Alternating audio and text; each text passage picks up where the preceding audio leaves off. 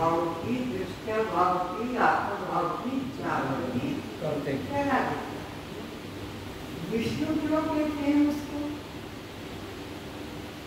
गुरु अपना सारा जीवन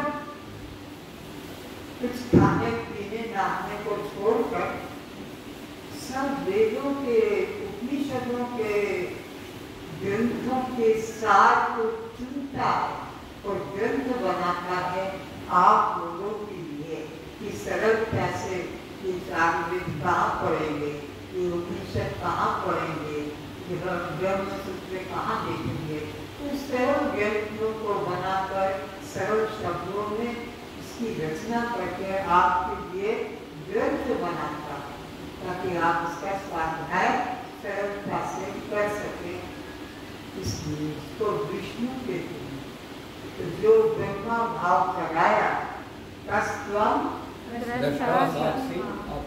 इस भाव को पुष्ट करने के लिए, परिपक्व करने के लिए, इस भाव की रक्षा करने के लिए वो ग्रंथों की रचना, उपदेश, प्रवचन, वो किसी का नौकर थोड़ी है जो 2 घंटे घंटा बोलेगा, प्रवचन करेगा, वो पैसा तो लेता नहीं है। उसको एक पैसा नहीं चाहिए, एक कपड़े का चिंदी भी नहीं चाहिए, एक पुष्प भी नहीं चाहिए, एक फल भी नहीं चाहिए। तुम्हारे को कैसे कल्याण हो जाए, कैसे व्यस्त में रहते हुए, परिवार में रहते हुए और अपने ब्रह्मता का अनुभव हो सके, तो मुक्ति पा सको। इसलिए वो तुम्हारे पालन करता विष्णु के तुल्य। आ रहा समझ में? ब्रह्मा क्यों है? ब्रह्म भाव की पैदाइश करता है, जागृति कराता है। विष्णु क्यों है? तुम्हारे ब्रह्म भाव को पैदा करके उसकी रक्षा करता है, पालन करता है। बीच रास्ते से हटा दे, क्या जोड़ा पड़ा है?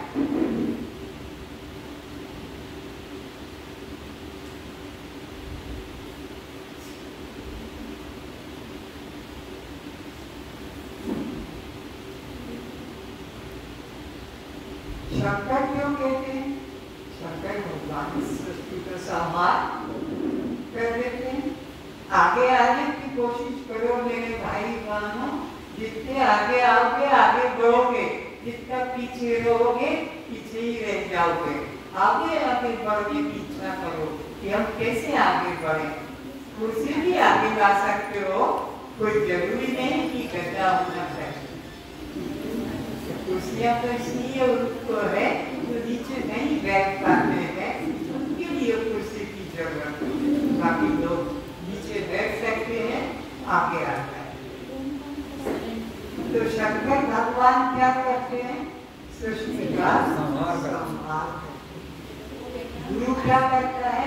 तुम्हारे देह भाव का, कर्ता भाव का संहार कर देता है। क्योंकि देह भाव और कर्ता भाव भी आकर 4,84,000 योनि भ्रमत जीवो। 3 बातें समझ में आई कि गुरु को हम ब्रह्मा क्यों माने? हमारे ब्रह्म भाव का उत्पत्ति कराता है। गुरु को विष्णु क्यों जाने? हमारे उत्तर किए ब्रह्म भाव का उपदेशों के द्वारा, दृष्टांतों के द्वारा, प्रैक्टिकल सामान के द्वारा उत्तर कराता है, गिरने नहीं देता। और शंकर क्यों है? कि हमारे लोग देव भाव, जीव भाव, कर्ता भाव का ज्ञान और प्रार्थना करते हैं। अस्तु मां तमसो मां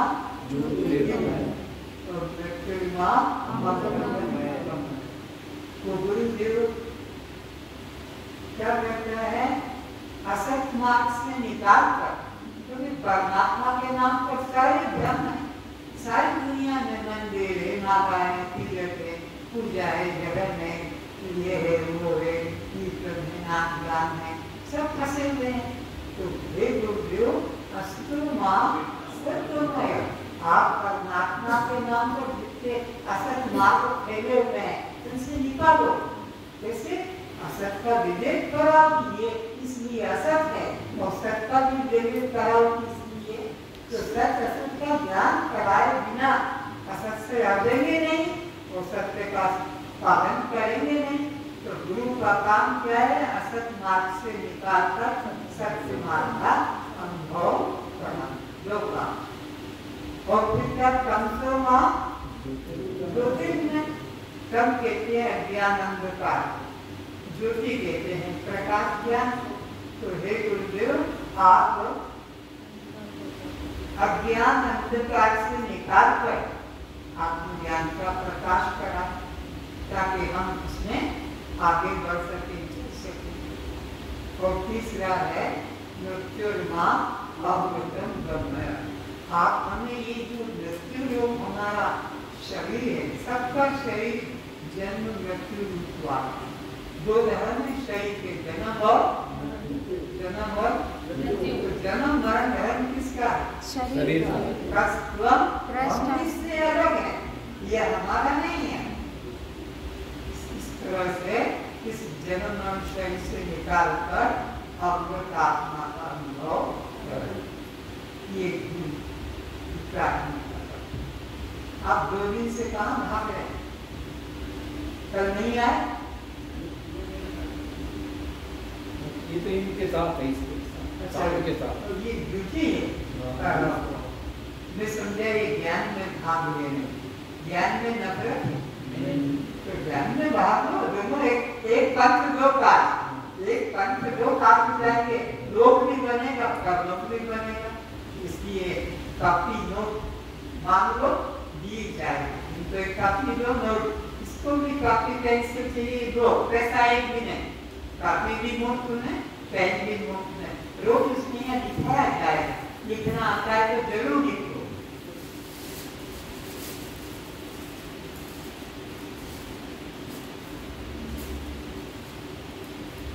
आज आपको बताने जा रहा हूं कि कौशल्या जी, राम जी, लक्ष्मण जी और हनुमान जी के बारे में सुनो।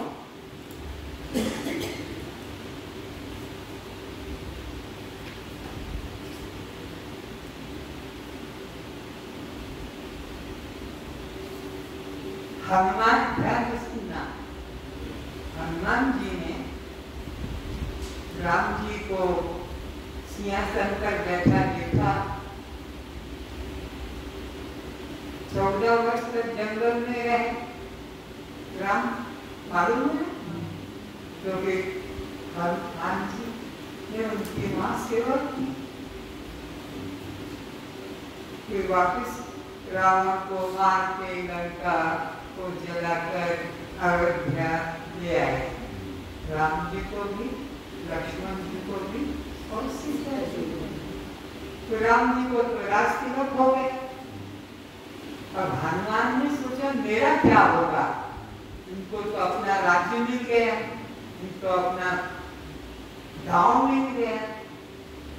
तो हे प्रभु, इस दास हनुमान का कल्याण कैसे होगा? तो ध्यान से सुनना, दर्शन से कल्याण किसी का हुआ? राम जी का दर्शन हनुमान ने किया कि नहीं किया? अरे हनुमान ना होता तो सीता को लाना मुश्किल, रावण को मारना भी मुश्किल था। लक्ष्मण और किसकी सहायता से गए थे? हनुमान जी। हनुमान जी ने बहुत परिश्रम किया है, तो राम जी को सीता भी मिल गई, रावण भी मिल गया, राज्य भी मिल गया। तो भैया आपका तो सब कुछ हो गया, मेरा क्या होगा? तो राम जी ने सोचा ये निष्काम भक्त, इसने कोई कामना नहीं। हमारी जितनी कामना है, मेरा बेटा हो जाए, लड़की हो जाए, शादी हो जाए और नौकरी लग जाए, परीक्षा में पास हो जाऊं, प्रमोशन हो जाए, या हमारी सब ये भोग की कामना है। हनुमान जी की कोई कामना निष्काम। तो भगवान की पूजा की, भगवान की भक्ति की, भगवान का भजन निष्काम भाव से जो करते हैं उनकी बात भगवान देखता है, और जो निष्काम भाव से नहीं करते उनकी बात एक कूड़ा का बड़ा कचरा, देवी देवता इनके पीछे छोड़ दिया, वो उनकी बात करें। भगवान की बात करते हैं, जो भगवान के अलावा भगवान से कुछ नहीं चाहते, बस हमको तो भगवान की चाहिए, भगवान के अलावा और कोई काम नहीं चाहिए। तो हनुमान जी को की प्रार्थना सुनकर सीता से कहा, हे सीता, तेरे और मेरे दास इस हनुमान को परम ब्रह्म का ज्ञान सुनाओ, ताकि इसका कल्याण हो सके, क्योंकि निष्ठा प्राप्त है। तुम्हारी और मेरी दोनों की इसने सेवा की है, तो हे सीता, मेरे पास तो समय नहीं है, क्योंकि मेरा तो क्या बन गया, राष्ट्रतिलक हो गया। तो कौन तेल मंत्री, कौन वित्त मंत्री, कौन जाट, इनके चुनाव में लगा, किसको मेरे को क्या काम देना है। तू अभी कुछ नहीं है, तो इसको उपदेश कर हनुमान को परम ब्रह्म का, ताकि कल्याण हो सके। तो सीता ने कहा, इधर आ, बैठ मेरे पास। अभी तक तू क्या कर रहा था? हनुमान जी को सीता तो है, तो ब्रह्मकुंडली आ गया, इतनी जल्दी मुझे भूल गए कि अभी तक तू क्या कर रहा था? अरे तुम दोनों की तो मैं सेवा कर रहा था, और तुम पूछ रहे कि अभी तक तू क्या कर रहा था? तो कहा, आपकी सेवा ही तो कर रहा था। अरे अपने कल्याण के लिए क्या भजन कर रहा था? तुझे दास को, मैं दास हूँ, परमात्मा मेरा स्वामी है। बोले इस भजन को छोड़ दे, इससे तेरा कल्याण नहीं होगा। अब तू दासों में से द को निकाल दे। तो दासों में से द को निकाल दे, फिर तेरा कल्याण होगा। तो फिर क्या बचेगा? बस वही ब्रह्म बचेगा। तो द निकाल दिया, तो क्या गया? सो दासों में से द निकल गया, तो क्या रह गया? परमात्मा की प्राप्ति का साधन सीता जी ने हनुमान को क्या बताया? दासों का चिंतन छोड़कर सो जब श्वास अंदर जाता है, सबका जाता है, और फिर बाहर, तो जब अंदर जाता है तो उसमें क्या करो? सो जोड़ दो, सो। अभी हम जब वो बाहर से अंदर आता है तो उसमें हम पर हम सो हो गया कल्याण का रास्ता। एक दिन क्या हुआ, हनुमान जी आ रहे थे और राम जी जा रहे थे, तो सामने सामने भेंट हो गई। तो पूछ लिया राम जी ने, तुम कौन हो? तो इतनी जल्दी भूल गए, अभी अभी मेरे को। तो हनुमान जी को बुद्धि तो आ गई थी ना, बुद्धि प्रधान है, तो 3 उत्तर। राम जी ने पूछा तुम कौन हो? तो हनुमान जी ने 3 उत्तर दिए। देह दृष्टि से दास हूं, आप स्वामी हैं, तो मैं आपका जीव दृष्टि से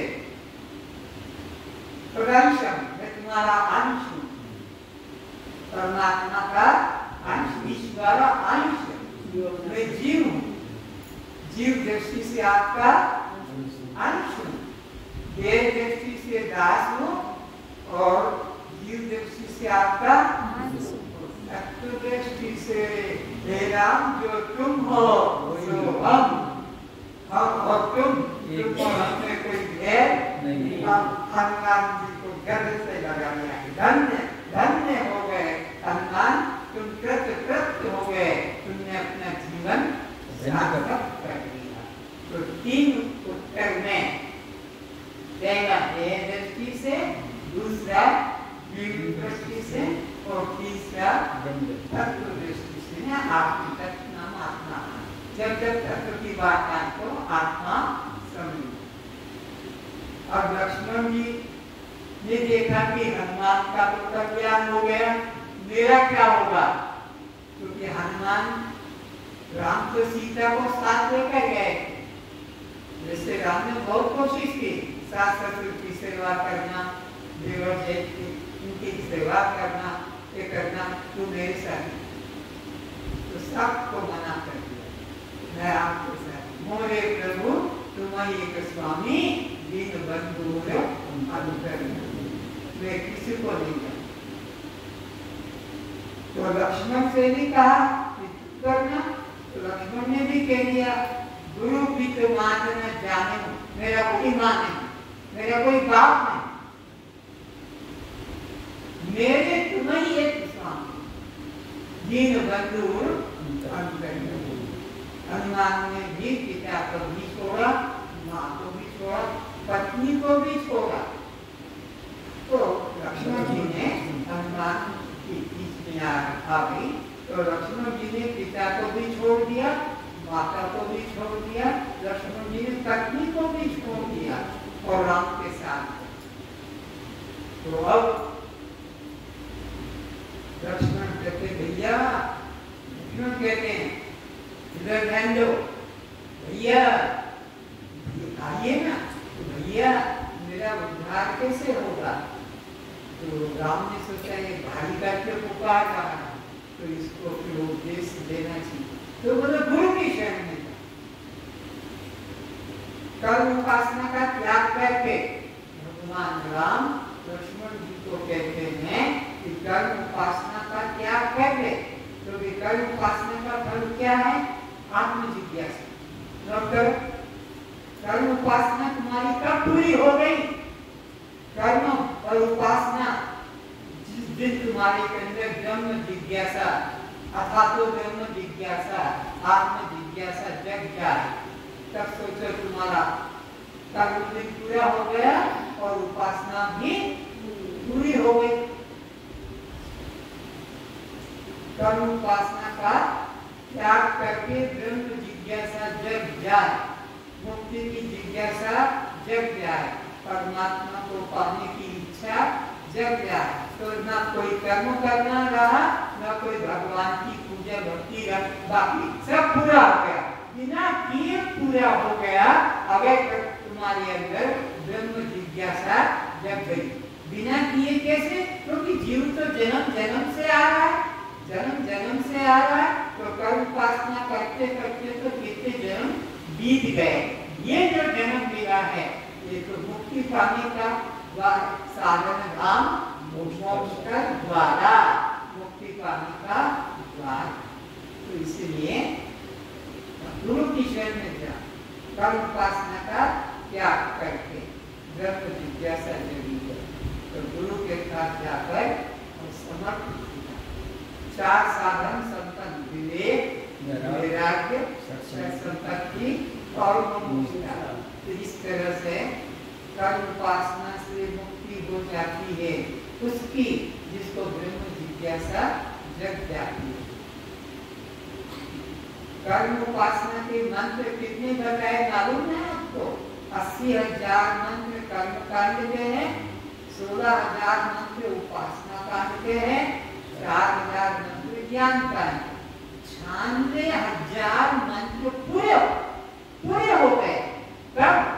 जब आत्मा को जानने की, जितने बैठे हो ध्यान से सुनो, तुम्हारे कल्याण की बात बता रहा हूँ, तुम्हारे सर का बोझा उतार कर अलग कर रहा हूँ। 96,000 वेद मंत्र कर्म उपासना करने के लिए हैं, वेद में तुम्हारे अलग कर दिए। केवल 4,000 मंत्र का बोझा है जो मैं 4 दिन में पूरा कर दूंगा। 4 दिन में पूरे हो जाएंगे कर्म उपासना। ज्ञान कांड के कितने हैं? 4,000, 80,000 कर्म कांड के, 16,000 उपासना कांड के और 4,000 मंत्र ज्ञान कांड के। तो 96,000 मंत्रों का बोझा उतर गया। किनके सर से? जिनको ब्रह्म को पाने की, मुक्ति को पाने की, जन्म मरण से छूटने की जिज्ञासा, भूख जग गई। वे माताएं, वे भाई 96,000 मंत्र की उपासना साधन से हल्के हो गए। अब 4,000 तो यहाँ पूरे हो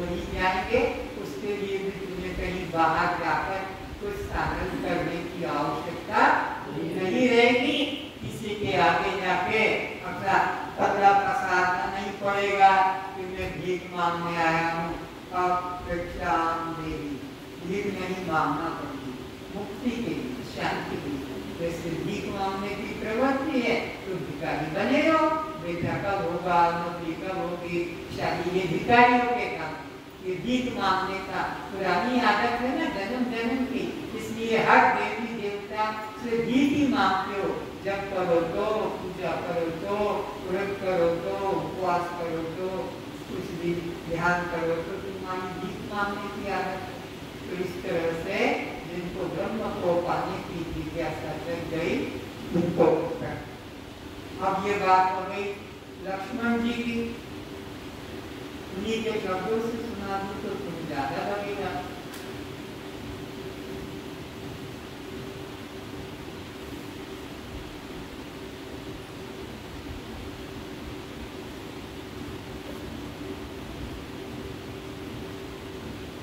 भोग इच्छा से रहित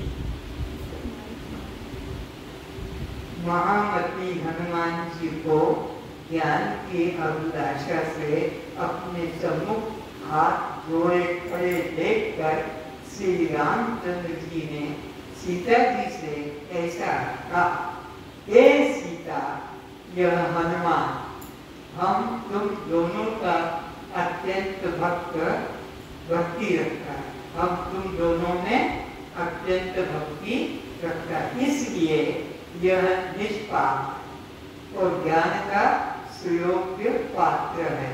अब तुम इसे मेरे तत्व का यानी आत्म तत्व का उपदेश करो। इन्होंने कहा राम जी ने, इससे कहा सीता जी से। अब सीता जी, वत्स हनुमान, तुम राम को साक्षात अद्वितीय सच्चिदानंद ब्रह्म समझो। ये सच्चिदानंद ब्रह्म तुम्हारे अंदर बैठे हुए हैं, इन्हें बाहर मत खोलो। इस तरह से इनकी बात हो गई।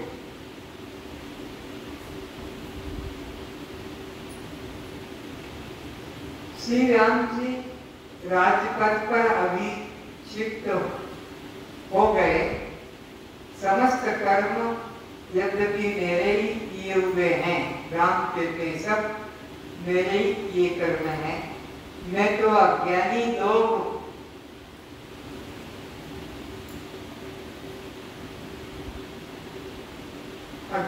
लोग उन्हें मिलकर सर्वात्मा भगवान राम से आरोपित करते हैं।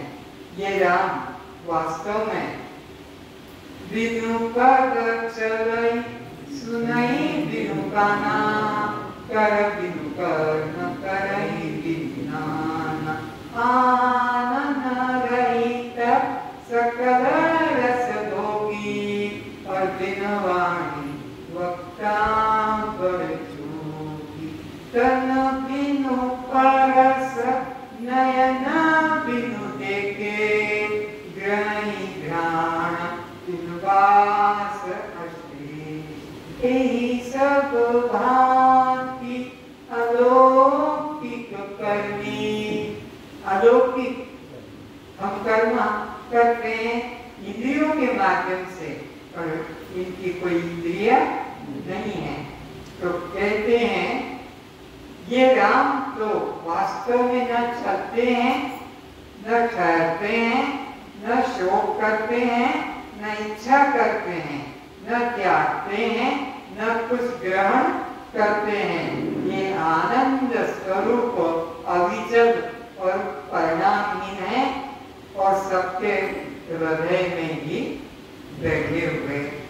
ये राम का वर्णन भी आया है। अब लक्ष्मण जी की बात वो बताई थी तुमको। अब कौशल्या जी की बात सुना देता हूँ। कौशल्या जी क्या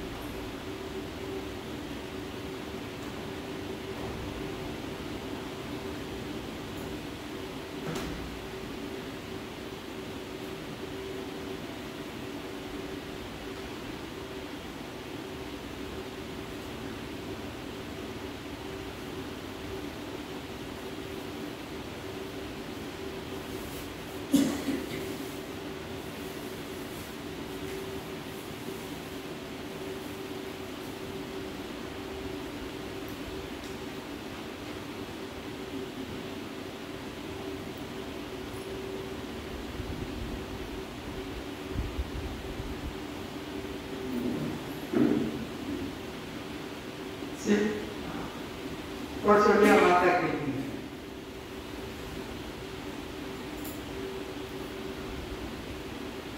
एक दिन जब रघुनाथ जी एकांत में ध्यान मग्न थे, प्रिय भाषिणी कौशल्या जी ने उन्हें साक्षात प्रणाम नारायण जानकर प्रणाम किया। उन्हें प्रसन्न जाकर पूछा,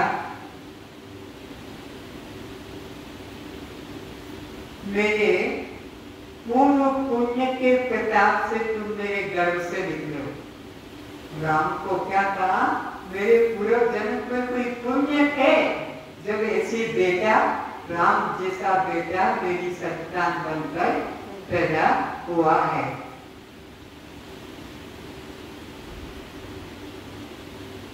और मुझे आज ही आपसे अपने कल्याण के बारे में पूछने का समय मिला है, क्योंकि पहले तो 14 वर्ष वनवास में निकल गए, तो कुछ मौका नहीं मिला, अभी मेरे को समय मिला है। तो हे राम, मुझे संक्षेप में कोई ऐसा उपदेश दीजिए जिससे अब भी मैं भव बंधन से मुक्त हो सकूं। ये कहाँ भाग गया सुबह? इसकी बुद्धि इसको परेशान कर बहुत महत्वपूर्ण बात।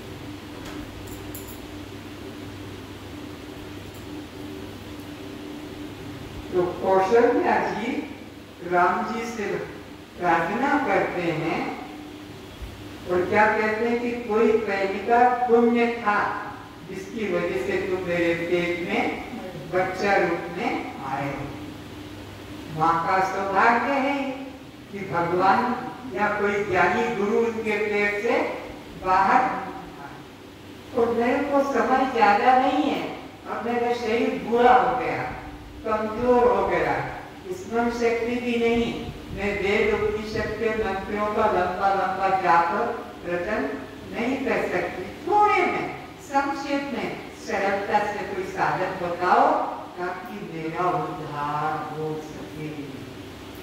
किसको चिंता है? भगवान राम की माँ को चिंता। तुम्हें लकड़ी पत्थरों के खिलौने मानकर सोचते हो, इनकी पूजा आरती करके कल्याण हो जाएगा। जिंदा राम की जिंदा माँ, और वो कहती मेरा उद्धार कैसे होगा। तो समझ में आया ये मूर्ति पूजा से, चित्र खिलौने से इधर उधर पीपल को पानी डाल दिया, फिर वृक्ष में पानी डाल दिया, फिर सूरज को नमस्कार, इससे कल्याण कोई साधन नहीं है। तो राम ने उत्तर दिया, सुनो, मुझे संक्षेप में कोई ऐसा उपदेश दीजिए जिससे अब भी मुझे भव बंधन काटने वाला ज्ञान हो जाए। भव बंधन काटने वाला साधन क्या है? ज्ञान होता है। अब भी इस बुढ़ापे में भी ज्ञान कभी भी दिया जा सकता है। उसके लिए ये नहीं कि जवान होगा तभी मिलेगा, बुरा होने से भी ज्ञान दिया। और ज्ञान कितना सा है वो तू है, बस इतना, न मंत्र, न माला, न जप, न तप, न पूजा। तो कहा मुझे संक्षेप में ऐसा कोई उपदेश दीजिए जिससे अब भी मुझे इस वृद्धावस्था में भव बंधन काटने वाला ज्ञान हो जाए। कौशल्या जी भी ज्ञान की याचना करती है भगवान श्री राम से। जब मातृ भक्त दयामय धर्मपरायण भगवान राम ने इस प्रकार वैराग्यपूर्ण वचन कहने वाली अपनी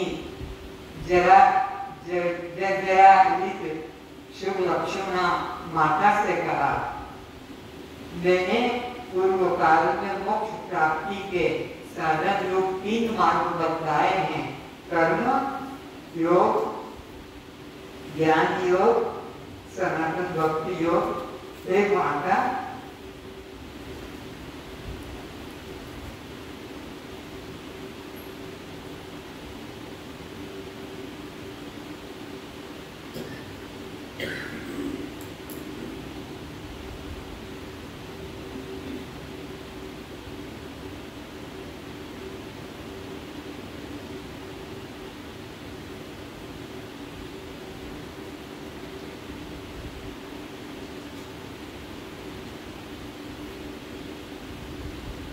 अभेददर्शी भक्त समस्त परिच्छिन्न प्राणियों से स्थित उस एकमात्र परमात्मा का ज्ञान, मान और मैत्री आदि से पूजन करते हैं।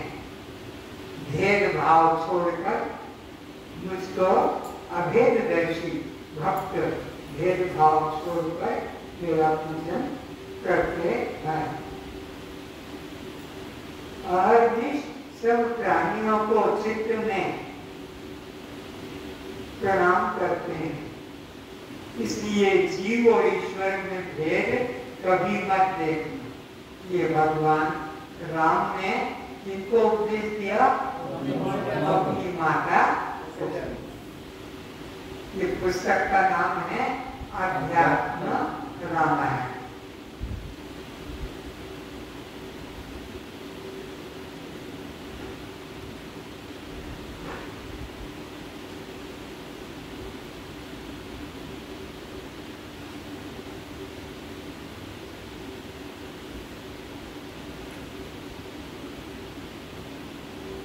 एक और दुख की बात बता देता हूँ।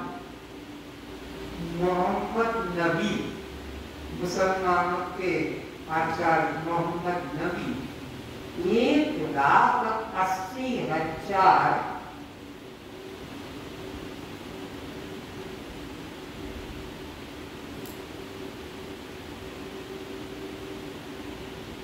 उनके शिष्य थे। 1,80,000 और कोई भी मांस नहीं था। मोहम्मद नबी के 1,80,000 शिष्य थे और कोई भी मांस टुकड़ा भी नहीं छूते। और वे उनके बाद में उसी उत्सव को मनाने लग गए और मांस खाना शुरू कर दिया।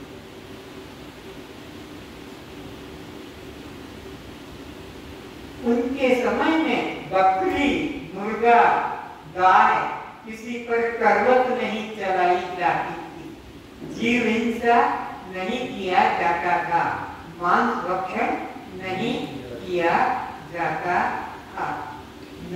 मोहम्मद नबी के शब्द के द्वारा मोहम्मद नबी ने करके दिखाया। उनको एक मंत्र से जिंदा गाय को बेहोश कर दिया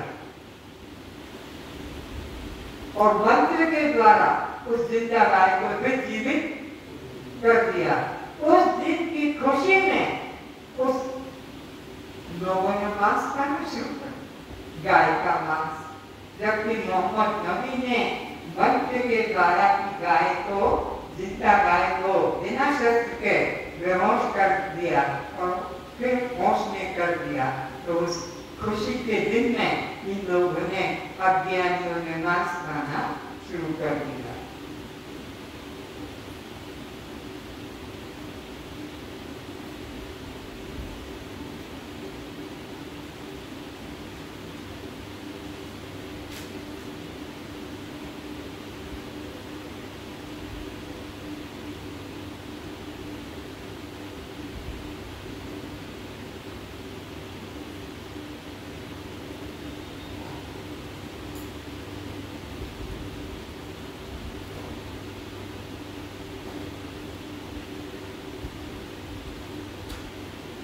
धर्म विद्या किसको देना चाहिए, इसकी आज्ञा है।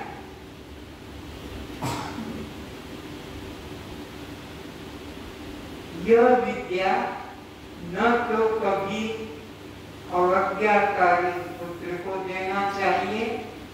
अवज्ञाकारी का मतलब जो पिता माता की आज्ञा नहीं मानता, मनमानी करता है। तो यह विद्या न तो कभी अवज्ञाकारी पुत्र को देना चाहिए, न कभी अवज्ञाकारी शिष्य को। और जो बात शिष्य नहीं मानता है, जो बात गुरु की शिष्य नहीं मानता है, उसको भी नहीं देना चाहिए। यह विद्या उसी को देना चाहिए जो गुरु का सच्चा सेवक हो, गुरु की बात को थोड़ा भी काट न करे, पूरा पूरा स्वीकार कर ले। अन्यथा अपनी मनमानी अर्थ करने से, विद्यादान करने से गुरु और शिष्य दोनों सीधे नरक को जाते हैं।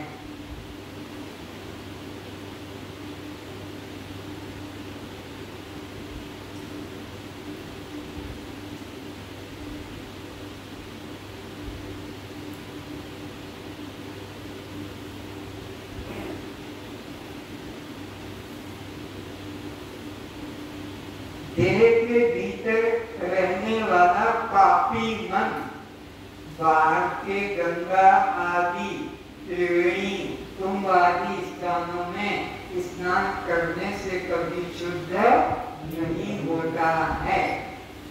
अगर शुद्ध हो जाता तो नदियों में कितनी मछलियां, कितने मगर, कितने कछुए, सबका कल्याण हो जाता। और किसी एक का भी कल्याण नहीं, सबकी दुर्गति हो रही है। कुंभ में तुम तो 3, 4, 5 डुबकी मारोगे एक दिन, फिर 12 ही महीने जो गंगा में रहते हैं उनका कल्याण होता है? बोलो, काटा जाता है। मुसलमान लोग, ईसाई लोग, हिंदू लोग उनको काट काट के पेट का भोजन बना लेते।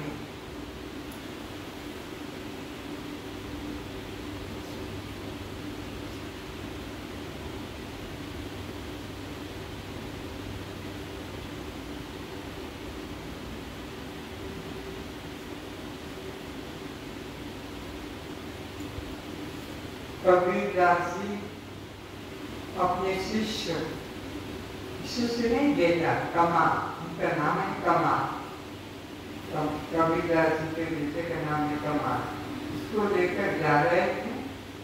सुबह का समय था भ्रमण करने का। तो चलते चलते चलते एक जगह रुक गए, बिना हिले डुले रुक गए। कमा अंगली पकड़कर साथ चल रहा था। देखा कि पिताजी के पाँव में कोई काटा, कोई पत्थर चुभ गया होगा, निकालेंगे। और आगे देखिए कि 1 मिनट हो गया, 2 मिनट हो गया, हिले डुले भी नहीं। तो कबीर ने के तरफ ऐसे देखा। वो क्या देखा कि कबीर जी की आंखों से आंसू गिर रहे। नहीं, किसी से गाली गलौज नहीं, किसी से मारपीट नहीं हुआ, कैसे आंसू आ रहे हैं? तो ज्ञानी का बेटा है तो उसका भी बुद्धि की। तो कबीरदास जी की आंख को देखा, क्या देखा कि वो जो महिला बैठी है,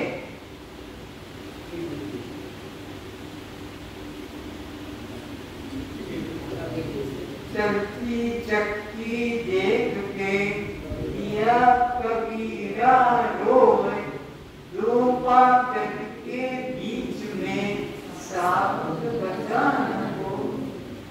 क्या कमाल, ज्ञानी का बेटा है। कबीर ज्ञानी, उनका बेटा तो अर्थ निकालती। अरे पिताजी क्या उधर देख रहे? कबीरदास जी को मन में संदेह हो कि मेरे बेटे के मन में मेरे चरित्र के प्रति, क्योंकि वो महिला है और मेरी दृष्टि उधर महिला की तरफ, तो मेरे बेटा क्या उधर देख रहे हो? सबकी चक्की देख के दिया कबीरा रोए, दो पाचन के बीच में साबुन बचाना। क्या उधर मत देखो, उधर देखो, इधर देखो। चलती चक्की सब कोई देखे, किंग न देखे कोई। वो जो बीच में सेंटर है, एक्सल, साइकिल का एक्सल हो, गाड़ी का पहिए का बीच में हो, उसके पास में वहाँ कोई किसका चक्की चक्की देख के दिया कबीरा रो, तुमने मत देखो। चक्की चक्की सब कोई देखे, कील न देखे कोई। कील पकड़ के जो रहा साबुन बचा, वही सुरक्षित है, वही मुक्त है। कौन है कील? कस्टम बोलो, बाकी लोगों बोलो कस्टम। ओ मुक्त हो जाओगे। ये कील है, ये धुरी है, ये एक्शन है जीवन का। इससे जुड़े रहोगे तो कुछ साधन करने की जरूरत, सदा मुक्त रहो। इतनी सुंदर युक्ति निकाली। और तुम्हारे यहाँ देखो गाड़ी भी चलती है, कलियां चक्का कितना बड़ा, और अंदर बीच में धुरी होती, उसमें लगे रहो तो कभी नहीं किसो।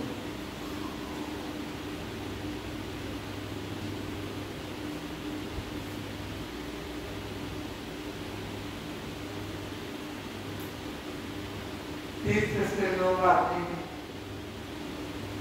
मंदिर से लोग आते हैं गुरु के पास, प्रणाम करते हैं और फिर तीर्थ चले जाते हैं, मंदिर चले जाते हैं। उपदेश भी सुन रहे हैं। बाहर कोई मंदिर होगा तो उधर जाके प्रणाम भी करके निकल जाए। तो एक ज्ञानी महिला रॉबिया, ज्ञानी महिला रॉबिया थी। उसने शिक्षा देने के लिए क्या किया, सत्संग भवन के बाहर संध्या का समय, प्रवचन का 6:30 बजे का, 7 बजे का,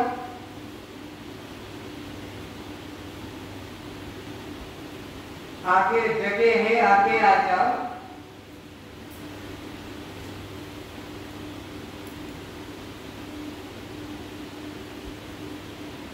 और आगे आ जाओ।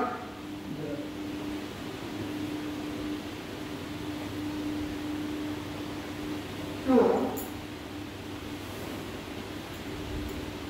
सत्संग भवन के आगे 6:30 बजे सत्संग का समय है। सत्संगी लोग आ रहे हैं, मंदिर का घंटा आरती करते हुए।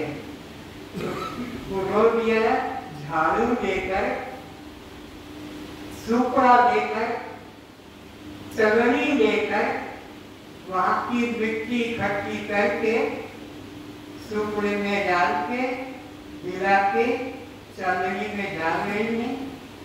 तो शिष्यों ने कहा, अरे माता, सत्संग का समय हो गया, अभी क्या कर रही हो? बेटा तेरी सुई खो गई है, तो ढूंढ रही हूँ। छोड़े छोड़े, ये हम काम कर लेंगे, आप इतना काम हमको दे दो। उन्होंने भी झाड़ू से मिट्टी इकट्ठी कर ली, सुपड़े में डाला, चलनी में डाला, सुई तो मिली नहीं। तो पूछा, तुम यहाँ क्या कर रही थी? अरे बेटा, घर में मैं ब्लाउज सी रही थी, रुमाल सी रही थी, सुई वहां गिर गई, वहां अंधेरा है, यहाँ प्रकाश है, यहाँ धूप।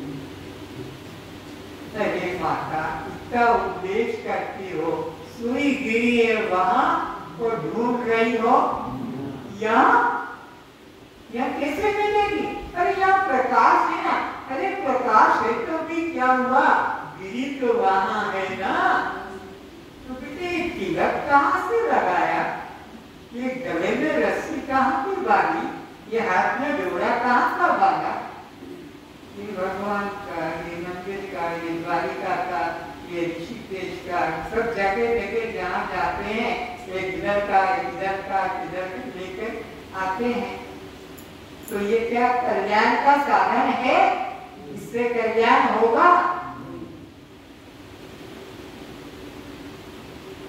तीरथ चावे दुई जना चित चंचल। अब जो या तो चोर जाएगा या किसी को गुरु नहीं मिला वो तीरथ करने जाएगा, यानी कभी तीरथ करने नहीं जाते हैं। तो तीरथ चावे दुई जना चित चंचल और जो ये तो पापों न गए और उगाए बीज और भर कर भी आते वहाँ पे पंडित जैसे, वहाँ के पुजारी ऐसे, वहाँ के दुकानदार ऐसे, वहाँ के ऐसे सबका निंदा है। तो इस प्रकार से द्रौपदी ने विवेक करा दिया कि ये घंटी बजाने से, ये आरती करने से, ये पूजा करने से, ये माला करने से, चादर लपेटने से, भगवा कपड़ा पहनने से कल्याण का कोई संबंध नहीं है। बिना ज्ञान के किसी का कल्याण आज तक हुआ न आगे हो सकेगा।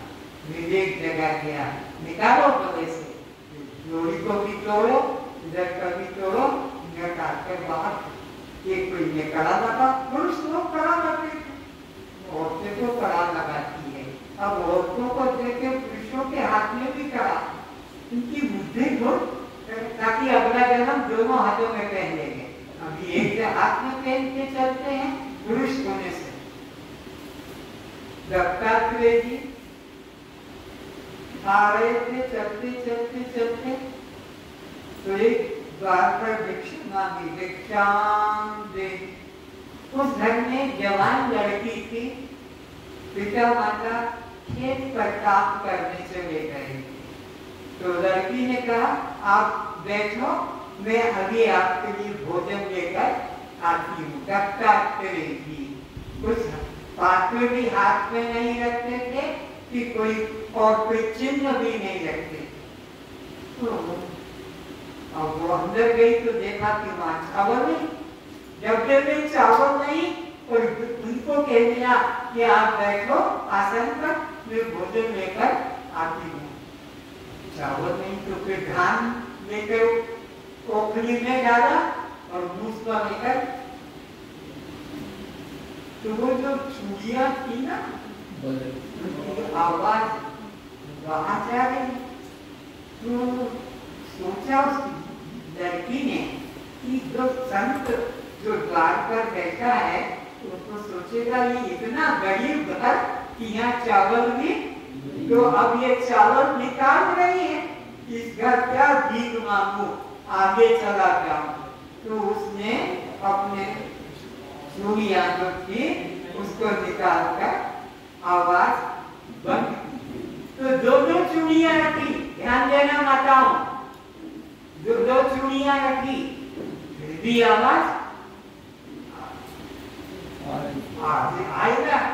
तो फिर एक चूड़ियां कर दी, फिर आवाज। वो दत्तात्रेय जी सुन रहे हैं कि इसने क्या विवेक जगाया। द्वेष है तब तक भी, तो जब तक द्वेष है कि वो उधर और मैं इधर, वो मंदिर में और मैं इधर, वो मूर्ति में मैं इधर, तब तक कल्याण नहीं होगा। द्वितीया द्वयम भयम भवति, वेद कहता है जब तक उस अखंड सत्ता से, जब तक उस परमात्मा से द्वेष भाव रखोगे कि वो अलग है और मैं अलग हूँ, तब तक इसका कल्याण नहीं हो सकेगा। कल्याण कब होगा? सो हम, मैं वह हूँ, सो हम विचार जब तक नहीं जगेगा तब तक द्वेष भाव से कल्याण नहीं होगा। अद्वैत में कल्याण। तो एक ही चूड़ी रखना चाहिए, दो चूड़ी होने से खन खन आवाज आती है, तो दो का भाव से ही राग द्वेष पैदा होता है, ईर्ष्या होती है। इसलिए द्वेष भाव दुख का, बंधन का कारण है। ये दत्तात्रेय जी ने शिक्षा दी उस गृहस्थ घर पर भीख मांगकर और वो फिर भोजन बनाकर जाकर दूध को दिया और दत्तात्रेय जी ने उसको नमस्कार किया क्योंकि गुरु बना दिया, उसकी शिक्षा मिल गई। दत्तात्रेय जी खुद क्या ही सन्यासी थे, लेकिन उस लड़की के द्वारा एक एक चूड़ियां पहनकर उसने धान से चावल बना लिया और पका कर दत्तात्रेय जी को खिलाया। दत्तात्रेय जी प्रसन्न रूप में आशीर्वाद देकर गए, एक ब्रह्म का जब तक बोध नहीं होगा तब तक कल्याण। ये शिक्षा दी। अब पुरुष लोगों ने एक एक पहन रखा है, लेकिन अब तो अगला जन्म में दो पहनना पड़ेगा, यानी स्त्री शरीर धारण करना पड़ेगा। अब एक एक कड़ा पहन के चल रहे हैं, फिर दो दो कड़ा पहने। जैसी मति वैसी गति। ऐसी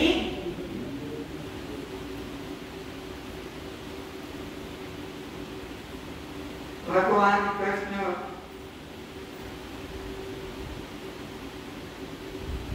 वृंदावन में ध्यान पर बैठे हैं। गोपियां का दिन था उपवास का, सावित्री अमावस्या उपवास है कि नहीं, महिला लोग करते हैं और पति को गुरु को खिलाकर देते हैं। तो गोपियां आई और देखा नर्मदा जमुना में पानी भरा हुआ पूरा बाढ़ जा रही।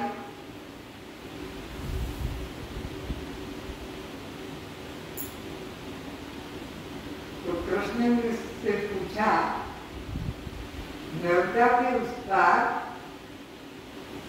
व्यास जी आकर बैठे थे। दुर्वासा आकर बैठे थे, पर जाए किससे? बाहर नदी में कोई नौका भी नहीं, कोई नाविक भी नहीं, तो ये अपना बांसुरी बजा रहे। बोले यार है ना, हमको उस पार जाना है, तो मैंने तुम्हारा कहाँ रास्ता होगा, जाओ। तो जाए कैसे? यमुना के पार आए दुर्वासा जी, तो चले जाओ, नौका होगी आपकी। नहीं कोई नौका।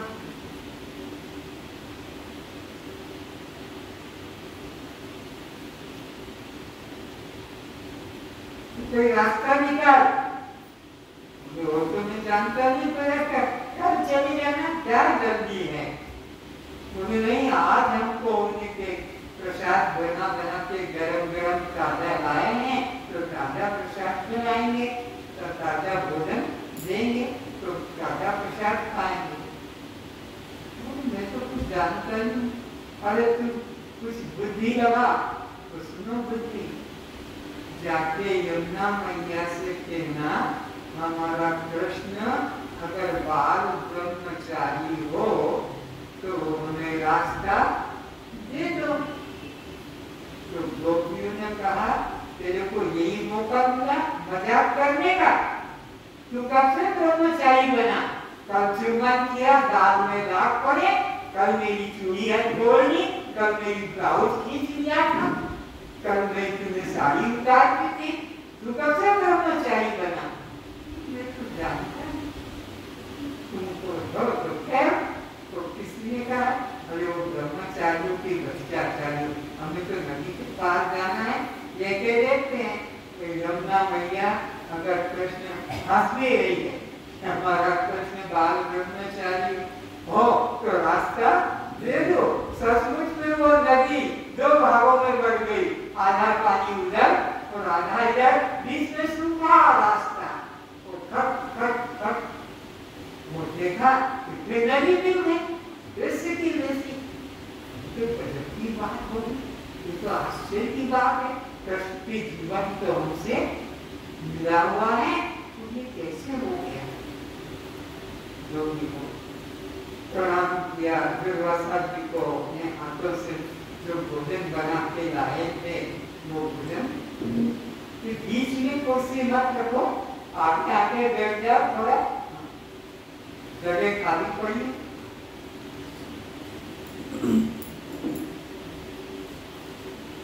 और कोई रास्ता निकल नहीं हो गया।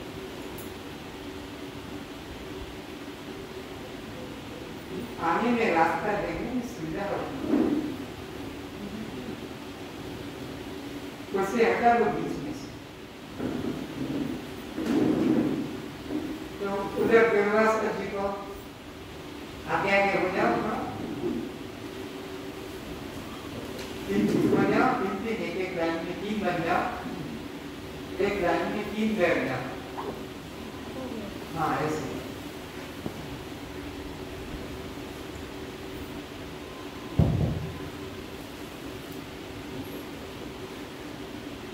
तो दुर्वासा जी को प्रणाम किया, उनको पूजा की, उनकी आरती की, उनको अपने हाथों से एक चम्मच से सब में जितनी रोटियां आई थी प्रेमिकाएं सब ने दिया, सबको खिला दिया, उपदेश किया।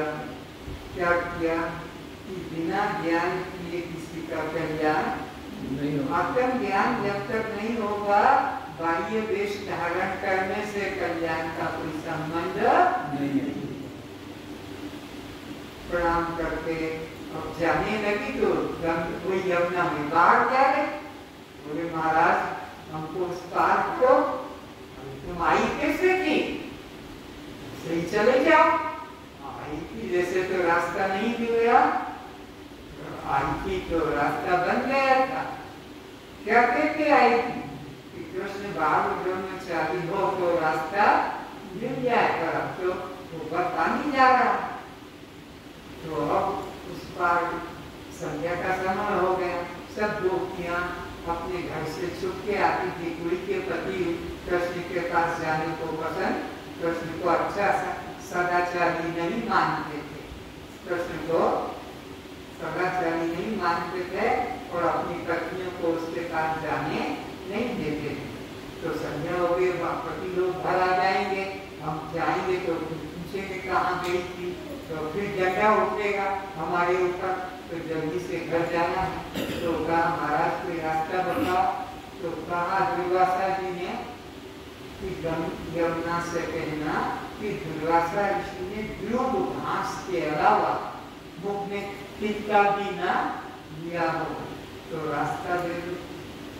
अभी तो सब हम घर से लाए, हलवा, पूरी, रसगुल्ला, गुलाब जामुन, चक्की, चूरमा सब खा दिया, बचाया भी नहीं, बच्चों के लिए प्रसाद भी नहीं बचाया, और बोले कि जीवन में योग घास के अलावा कुछ ना खाया।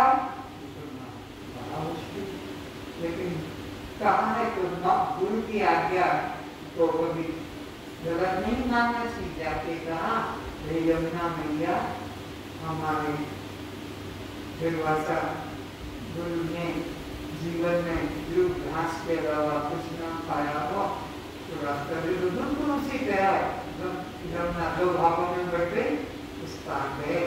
फिर तो सोचा ये तो गपोड़ी ये दादा गपोड़ी, प्रश्न तो गपोड़ी ये दादा गपोड़ी, उसकी भी बात मानी, उसकी भी बात मानी, ये क्या मामला है। तो याद रखो ज्ञानी के कर्म का कोई मूल्य, ज्ञानी के कर्म में कर्ता भाव नहीं, अज्ञानी के कर्म में कर्ता भाव होता है, ज्ञानी के कर्म में दृष्टा भाव, साक्षी भाव का।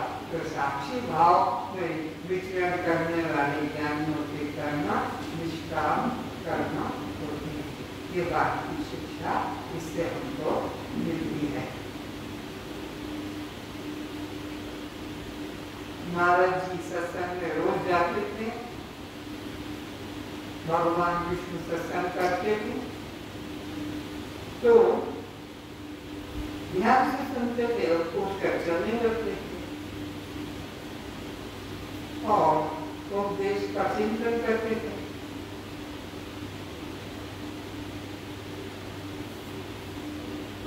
उपदेश चल रहा था तत्वमसि,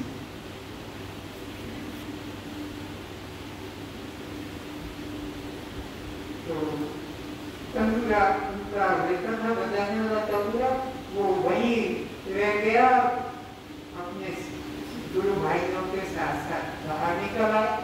कुछ देर चर्चा चलती गई थी, क्या मतलब है इसका, क्या मतलब है, गुरु जी ने कहा है तत्वमसि, तो वही तो है, वही तो है, वही अर्थ भी करता है उसमें। अरे मेरा तबूरा तो वहाँ छूट गया, उनका भाग गया तो सत्संग भवन का दरवाजा बंद हो गया। लक्ष्मी जी गोबर लेपन कर रही थी, खिड़की खुली थी, तो देखा कि तबूरे के पास में गोबर लेपन हो रहा था। देखा था नारद, और कहीं गोबर लेपन नहीं, तो गोबर लेपन तो गंदी जगह में करते हैं साफ करने को, न तो आगे से गीला न पीछे से पीला, न बुद्धि हो जाती तो गीला होता, कुछ हवा निकल जाती तो पीला, क्या बात है। और बाहर आए भगवान विष्णु क्या, भगवान मेरे मन में एक संदेह है, तो अभी तो मैं प्रवचन करके आया हूँ, तो आराम कर, और देवी मेरे को नींद नहीं आएगी, मैंने ऐसी कौन सी खराब बात कह दी, कौन सी कठिन बात कह दी, मैंने तो सीधा कहा तत्वमसि। अरे बात दूसरी है, क्या बात दूसरी है, जहाँ मैं बेटा गोबर लेपन कर रही है लक्ष्मी जी, बोले हम अपने घर में क्या बोलते तेरे बाप का क्या था, वो नहीं मेरे जहाँ पे बेटा वही गोबर लेपन हो रहा, वो कहीं तो वो तेरा कोई गुरु है, बोले मेरा कोई गुरु नहीं, तू निगुरा है, तो निगुरा है तो जब वहाँ गुरु जब तक नहीं बनाएगा तेरा जीवन कर्म कभी शुद्ध है, तो जिसे छू देगा अपवित्र, निगुरा जिसे भी छू देता है वो अपवित्र होता है। तू जहाँ बैठा था वहाँ पर गोबर लेपन इसीलिए करना पड़ता है क्योंकि तेरा कोई गुरु नहीं है, जा गुरु गुरु।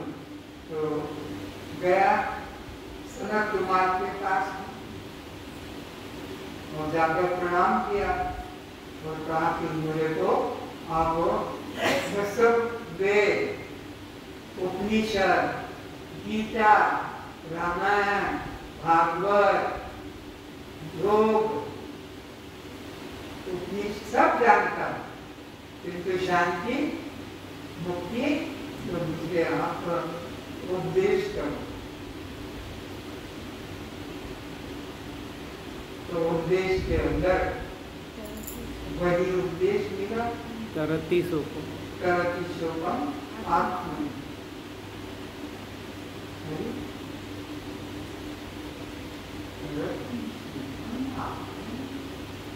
आत्मा को जानने वाले को शोक की निवृत्ति हो जाती है।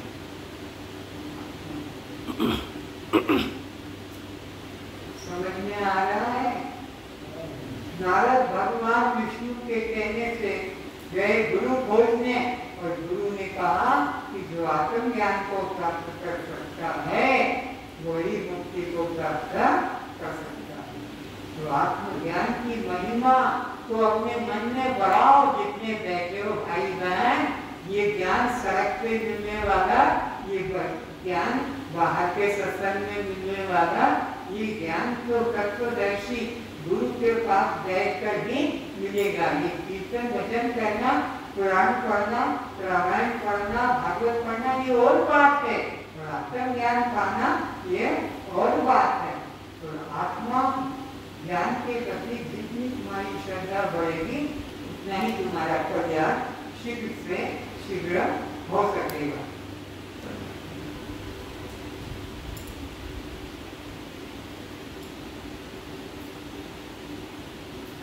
दिल्ली की घटना है, अकबर का राज्य था, तो एक मूर्ति बेचने वाला मूर्ति बिक्री कर रहा है और वो मूर्तियां एक जैसी 3 हैं।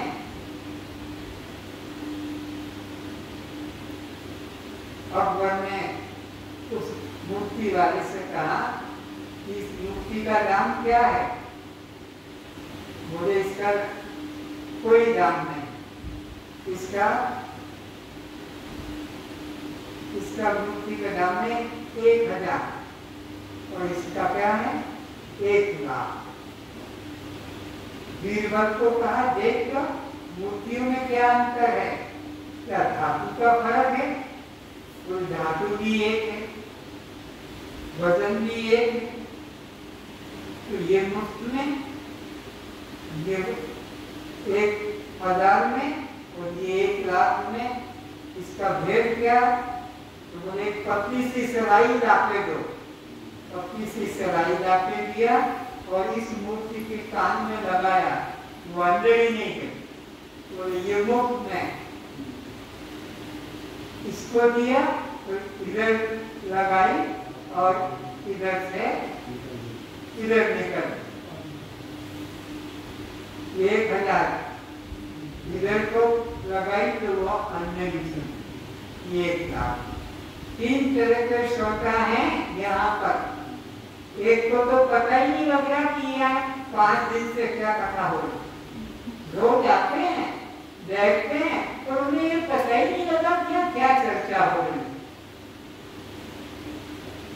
ये मुफ्त की मूर्ति कान में घुसे ही नहीं उनके कि यहाँ पर तत्व चर्चा, आत्मचर्चा, ब्रह्म चर्चा हुई, उसको पता ही नहीं लगा। इधर कथा लगा, क्या सुना? आज ये कहा, आज ये समझाया, अंदर कुछ भी धारणा, इधर कहा, इधर भगवत का क्या सुना, इधर जो कहा तो सुनी बात को जो जीवन में धारण करता है, अपनाता है, वही सच्चा श्रोता है और वही किसी का कल्याण होता है। इसलिए आपको काफियां दी है, बिना पैसे के पेन दिया है, बिना पैसे के, ताकि तुम यहाँ जो दिखाया जाता है लिखो और घर जाकर उसको फिर पढ़ो कि आज हमको क्या उपदेश दिया, आज हमको क्या सिखाया, आज हमको क्या चिंतन। इसलिए और तुमको दिया, तुमने लिखा नहीं भी लिखा, काफी खाली पड़ी है, क्या घर जाकर रख दिया भी आपको जाके लिया है, खोल के देखा भी नहीं कि कर क्या समझा। यहाँ जो रोज दिखाया जाता है, पूछा जाता है, उसका फिर उत्तर दिया जाता है, तब कल्याण होगा। तो अब मैं वो प्रश्न जो रोज समझाता हूँ उसका समझिए। तुम्हारे लिए ये सारा चिंतन, खाना पीना थोड़ा करके और सब उसी में लगाता हूँ ताकि आपको सरल से सरल समझ में आता है। हर एक को उत्तर देने का उत्साह होना चाहिए कि मेरे से पूछेंगे और मैं उत्तर दूंगा। प्रश्न है, किन 4 कारणों से मनुष्य पशु बराबर है? इधर से उत्तर आते हैं ज्यादा, 1-2, बाकी 2 उत्तर नहीं देते। आहार, निद्रा, ये 4 काम, आहार करना, नींद लेना, डरना और बच्चे पैदा करना, पशु करते भी नहीं और मनुष्य करते भी नहीं। तो दोनों में कोई अंतर? पशु भी आहार कर